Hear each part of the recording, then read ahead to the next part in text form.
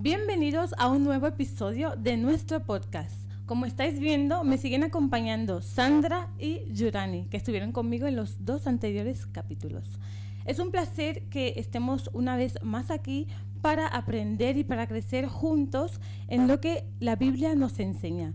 Es importante que sigamos recalcando que todo lo que estamos contando está bíblicamente basado. No hay nada que nos estemos inventando, ¿vale? Entonces, el tema de nuestro episodio es el nacimiento de Jesús. ¿Y qué es lo que supone en nuestra vida? ¿Qué es lo que significa? ¿Vale? Así que sin más preámbulos vamos a entrar en materia.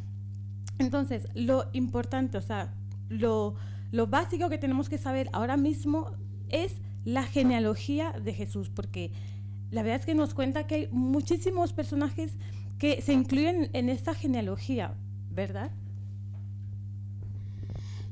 En cuanto a la genealogía de Jesús, pues podríamos tomar solo un podcast para hablar solo de eso. Sin embargo, vamos a ser lo más específicos posibles y recordemos que en Génesis 5 habla de la descendencia de Jesús a partir de Set hasta Noé, y luego en Génesis 11 se menciona la descendencia de Sem hasta Abraham, y por último en Mateo 1 se habla de la descendencia desde Abraham hasta Jesús. Entonces, como resumirlo, hay que tener en cuenta estos capítulos. Y también en Lucas nos cuenta acerca de la genealogía de Jesús. Lo curioso es que Lucas y Mateo, a pesar de que nos cuentan sobre la genealogía de la misma persona de Jesús, tienen diferencias, ¿vale? en los nombres de los miembros de esa genealogía. Y eso se debe precisamente a que Mateo se enfoca en la línea legal de José, o sea, la línea real de José. En cambio, Lucas se enfoca en la línea biológica de María. Lo que pasa es que él utiliza el nombre de José porque antiguamente siempre y únicamente se utilizaba el nombre del varón de la familia para hacer la genealogía, ¿vale? Pero es que es importante que nos enfoquemos mucho en lo que nos cuenta Mateo en su genealogía, porque yo he podido recalcar de las diferencias que hace con Lucas, que él menciona a mujeres en su genealogía, ¿vale? En cambio, Lucas solo menciona a hombres, así que me ha gustado ver el nombre de mujeres como Tamar, que nos cuentan de la historia de Tamar en Génesis 38. También nos cuenta sobre Rahab, que era una ramera, ¿no? Es una ex ramera. También nos cuenta sobre Ruth, la moabita, y Betsabé, que era mujer de Urías, ¿vale? Todas esas mujeres forman parte de la genealogía de Jesús. Y alguien se preguntará, una mujer ramera como Rahab, ¿cómo es que puede formar parte? Y eso es porque Dios no hace acepción de personas. Dios no le importa su condición. Si tú estás dispuesto a que Él trabaje contigo, Él trabaja contigo y tú formas parte de su obra, ¿no? Y eso es muy importante. Con respecto a lo que acabas de mencionar, también hay algo importante, y es que hay que tener en cuenta que Israel no es solo una nación. También Dios quería que viéramos que Él no hacía acepción de personas, y es por esto que se ven mujeres de otras generaciones, de otros linajes, presentes en el pueblo de Israel, y no solo presentes en el pueblo o unidos con el pueblo de Israel, sino que de ellas vino la descendencia del Mesías. Y a mí eso me parece totalmente interesante, me conmueve bastante, porque yo digo, de verdad que tenemos un Dios misericordioso que nos incluye a todos, porque en los capítulos de Romanos 10 y 11 creo, se menciona que nosotros somos descendientes de Abraham, no porque vengamos biológicamente de él, sino que también somos descendientes de Abraham por medio de la fe. Por la decisión que nosotros tomamos a través de las aguas bautismales, nos hacemos acreedores de esa promesa que Dios le hizo desde el principio a Abraham, y a mí eso me parece muy bonito. No sé ustedes qué piensan. Entonces Jesús no es 100% israelita. Jesús abarca a otras naciones, ¿no? Eso tiene que ver con que Jesús no es solamente israelita, sino que es para todo el mundo. Es un Jesús universal, es un Jesús que ha venido a salvarnos a todos, ¿no? Entonces, ¿por qué nació Jesús? O sea, ¿por qué Dios decide encarnarse en humano y por qué decide venir a este mundo? Porque Juan, ¿qué es lo que dice? El verbo se hizo carne. Entonces Jesús ya existía. ¿Por qué cambiar esa condición de Dios a ser humano? ¿Por qué decide eso? Yo quiero cortar el pan. Es que este tema me apasiona muchísimo. Y yo muchas veces me pongo a pensar de por qué estoy aquí. Pienso en la decisión que tomé de seguir a Cristo y tenemos que remontarnos al inicio, que Dios, la promesa de la redención del ser humano estaba desde antes de que fuese creado el mundo, porque dice en Primera de Pedro 1, 18 al 20 que Cristo fue inmolado desde la fundación del mundo. Entonces, también tenemos que tener en cuenta que en Génesis 2:16 Dios le dijo al hombre que podía comer de todo árbol del huerto del Edén, sin embargo del árbol de la ciencia del bien y del mal no podían comer porque si no iban a morir. La paga del pecado es la muerte y Dios lo sabía, pero sin embargo es un Dios de amor que quería redimir a su pueblo y es por esto que envió a su único hijo para que nos salvara a nosotros. Porque en Mateo 3:23 dice que por cuanto todos pecamos fuimos destituidos de la gloria de Dios. Y en Romanos 6:23 dice que la paga del pecado es la muerte. Entonces era necesario de que alguien redimiera al ser humano, porque si no nosotros estábamos condenados a muerte y obviamente no iba a haber nada más después de que nosotros fuéramos al sepulcro. Yo, por ejemplo, sí que he visto algunos textos bíblicos en los cuales se menciona exactamente, ¿no? La palabra clave, digamos. Por ejemplo, encontramos en Lucas 2:11, ¿no? Que dice que os ha nacido hoy en la ciudad de David un Salvador, que es Cristo. Y también tenemos, por ejemplo, otro texto que podemos encontrar en Juan 3:16, ¿no? De tal manera Dios amó al mundo que ha dado a su Hijo unigénito para que todo aquel que en él cree no se pierda, sino que tenga vida eterna, que es lo que Yorani estaba mencionando. Y por último, es súper importante, y es que ¿cómo podemos relacionar el Antiguo Testamento con el Nuevo Testamento, ¿no? Y es en parte con las profecías. Al fin y al cabo, en el Antiguo Testamento se mencionaba mucho de la llegada del Mesías, y en el Nuevo Testamento es cuando nos cuentan que Cristo viene. Y un texto que podemos decir es, por ejemplo, Gálatas 4:4, que dice: pero cuando vino el cumplimiento del tiempo, Dios envió a su Hijo, nacido de mujer y nacido bajo la ley. Es decir, la importancia de la llegada de Cristo aquí a este mundo era fundamental para cumplir profecías, para salvarnos y para redimirnos. O sea, es súper compleja su historia, y como bien habéis dicho, un podcast del linaje sería muy interesante, pero también de cuál es el sentido de la redención o cómo fue realizado es un misterio grandísimo. Además de lo que tú has dicho, me hiciste acordar. Cuando el hombre cayó, inmediatamente Dios hizo una promesa de que iba a haber un redentor para el ser humano, y esa promesa está en Génesis 3:15, y lo quisiera leer, y dice: y pondré enemistad entre ti y la mujer, y entre tu simiente y la simiente suya, te herirá en la cabeza y tú la herirás en el calcañar.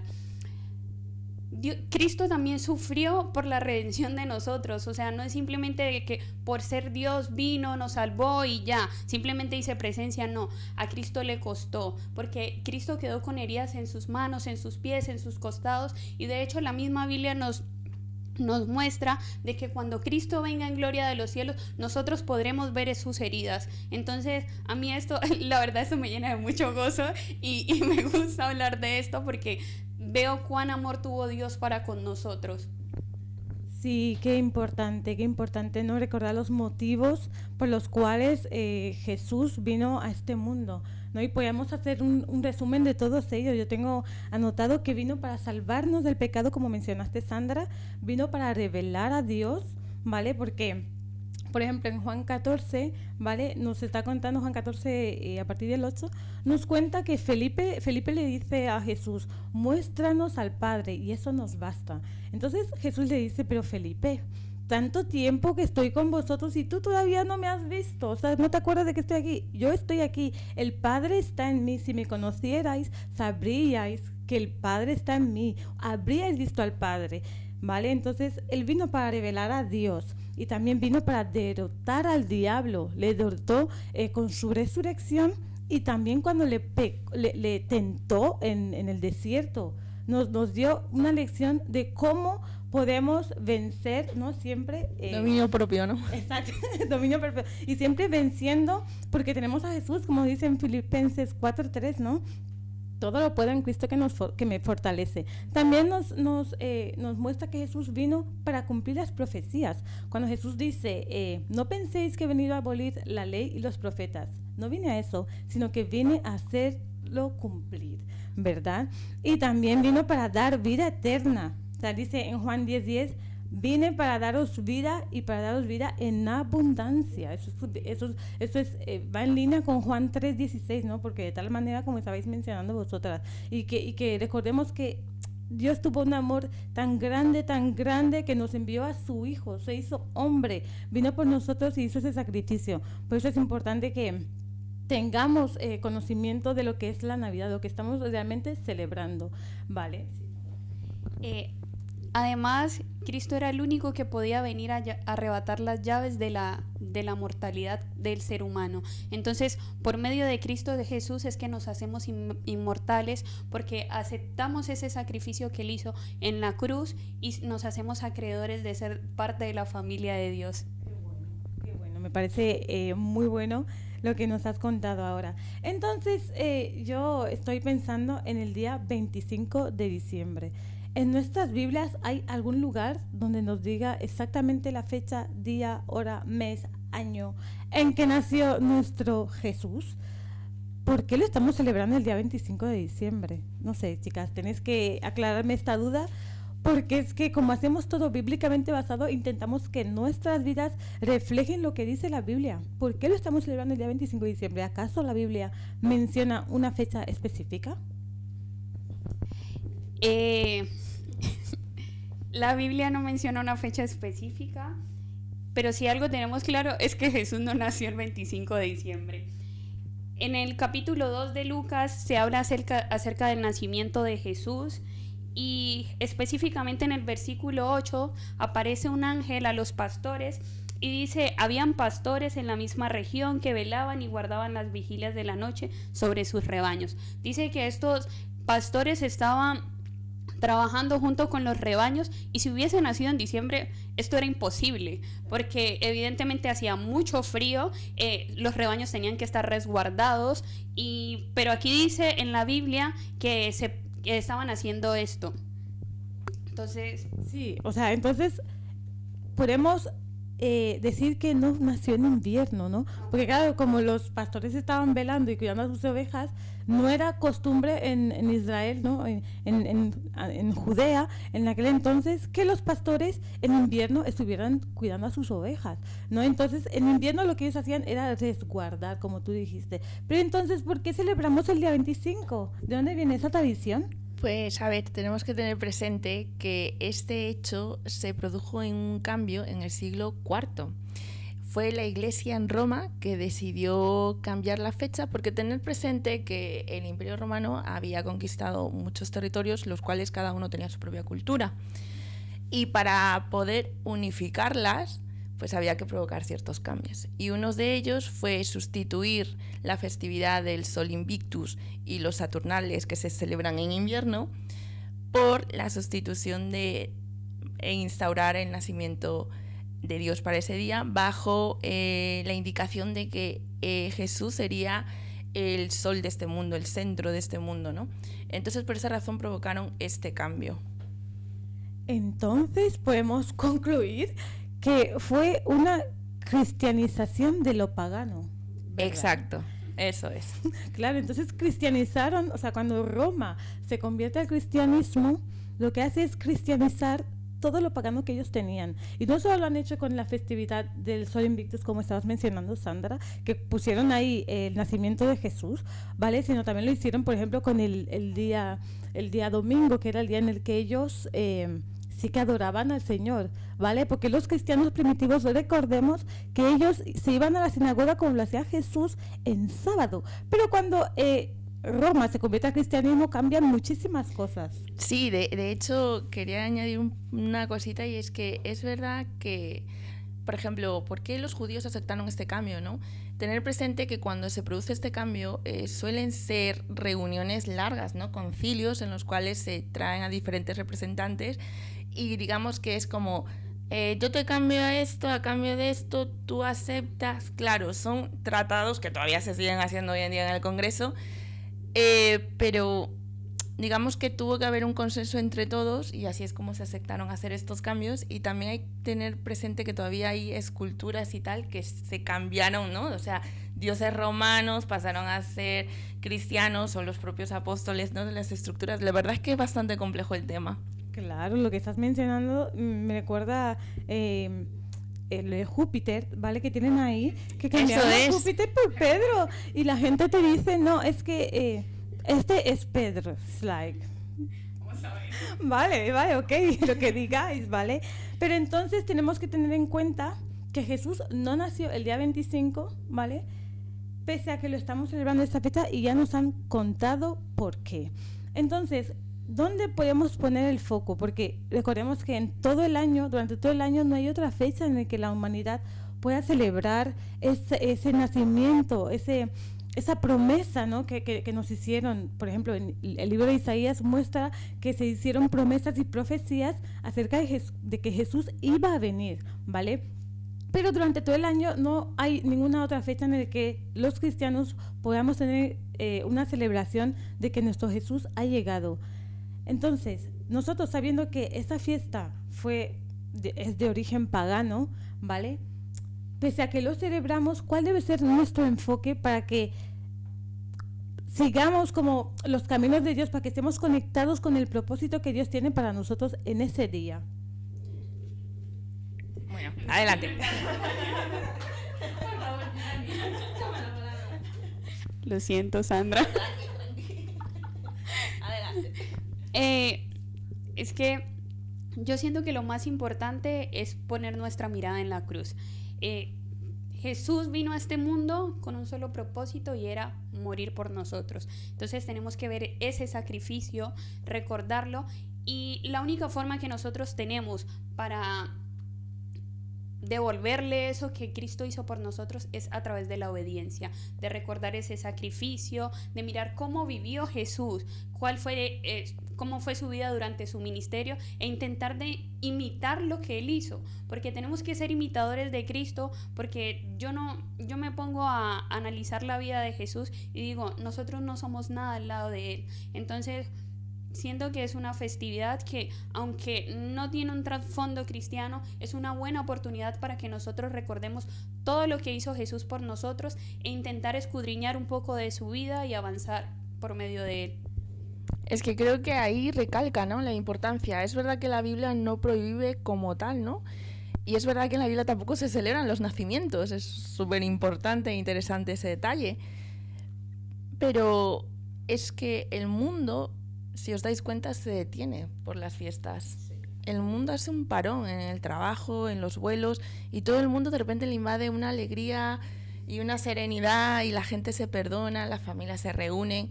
Entonces, creo que es súper importante que no discutamos o no criticamos quién lo celebra o cómo lo celebran o tal, sino que nos centremos en qué estoy celebrando, por qué me estoy reuniendo con la familia, qué intento yo con ellos que pasemos estos días.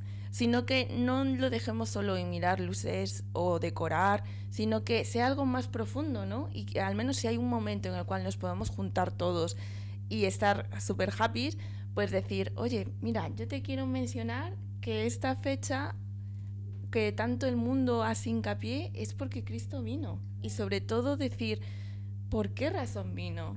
¿Quién era ese hombre al cual todo el mundo le está ahora mismo expectando de celebrar estas fiestas? ¿Por qué se está haciendo esto? Entonces yo creo que ahí recabe bastante la importancia. Ustedes recuerdan que la semana pasada que estábamos hablando, decíamos que es la única fiesta donde no se invita al cumpleañero. Entonces, a mí eso me parece bastante cómico porque a la final decimos es el nacimiento del niño Jesús, sin embargo no pensamos en él. Simplemente estamos pensando en los regalos, en unirnos a la familia, que no digo que esté mal, pero sí tenemos que pensar un poquito más en Jesús e invitarlo a su fiesta. Sí, es muy importante todo lo que habéis comentado, ¿vale? Es verdad que mucha gente se enfoca, como estabas comentando, en la celebración, pero no debemos desenfocarnos nosotros en que un niñito nos ha nacido y ha nacido por nosotros para algo y tenemos que ser conscientes de por qué ha nacido ese niño, ¿no? Interiorizarlo, leer, así como os hemos comentado, la genealogía, cómo ha sido la historia, conocer por qué ha venido, cuál ha sido el objetivo, qué es lo que le ha movido a venir, qué es lo que hay detrás del carácter de Dios para decidir que su hijo viniera a este mundo por nosotros. Y en la Navidad, como estabais comentando también, aparte de que son regalos, fiesta, no tenemos que quitar el objetivo ni el foco puesto en que el niño ha venido y tenemos que seguir imitando sus pasos, así como estabas comentando tú. Hay que imitarle, hay que ser serviciales y sobre todo hay que recordar a las demás personas que Jesús ha nacido por algo, ¿no? Siempre estamos pensando, muchas veces celebramos mucho la Semana Santa, que es donde Él muere, que es verdad que es ahí donde está el objetivo real de que haya venido. Ha venido para salvarnos y la salvación es a través de su muerte. Pero claro, no podemos quedarnos en que la Navidad es solamente fiesta, globos, yo qué sé, decoración. Ese espíritu que tenemos hemos de aprovecharlo, ¿vale? Unos con otros, familia, conectar con Jesús, recordar a las personas, porque parece que están como más sensibles para recibir el mensaje, ¿verdad? Sí, de hecho te iba a decir que es una buena oportunidad para contar a los niños pequeños, ¿no? La historia, o sea, ¿por qué vino o cómo fue su vida? O, ¿sabes? Porque al fin y al cabo, como uno de los puntos que habéis dicho, es que la llegada de Jesús a este mundo también nos enseñó un poco de cómo andar en él, ¿no? Entonces, es súper importante que no olvidemos realmente quién es Jesús, que vino, porque lamentablemente el mundo a veces lo olvida. Así es. Pues muchísimas gracias por todas vuestras aportaciones, por todo lo que hemos aprendido hoy. Hemos aprendido sobre la genealogía de Jesús, sobre por qué ha nacido Jesús, sobre el día 25 que lo celebramos a nivel mundial, que bueno, tiene origen pagano, pero ahora mismo no podemos cambiar la fecha. Todo el mundo es una fecha donde ya tiene enfocado que es para Jesús. Pues vamos a aprovecharlo para conectar con Jesús en esa fecha, ¿vale? Vamos a aprovecharlo. Estamos muy agradecidos de que hayáis estado ahí escuchándonos. Deseamos volver a estar aquí para el siguiente episodio, que va a ser muy pronto, Dios mediante, y deseamos que paséis felices Navidades, próspero año nuevo y que nos sigáis en nuestras redes sociales, ¿vale? Pues eso era todo. Un besito. Porque se agitan las naciones, porque conspiran en vano. Se levantan reyes, se rompen cadenas, quieren sacudirse su mano. Pero el que reina en los cielos se ríe de su rebelión. Con voz de trueno declara su plan: yo he ungido a mi león.